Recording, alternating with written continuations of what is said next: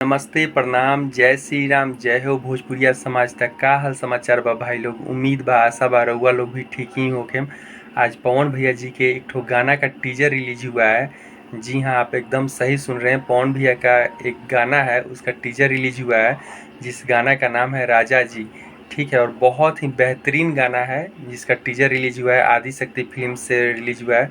Screen पर आप photo देख सकते हैं और साथ में शिवानी सिंह की आवाज़ भी आपको इसमें सुनने को मिलेगा। और बहुत बेहतरीन गाना है, एक महंगा बजट का गाना है। ठीक है, और जब ये गाना रिलीज होगा ना भैया, तो सही कर रहे ना, एकदम मार्केट में ना एकदम धुआं धुआं कर देगा। मार्केट में एकदम धुआं धुआं कर देगा। मतलब कि पवन भैया का एकदम बैक टू बैक एक से एक गाने ला रहे हैं मार्केट में।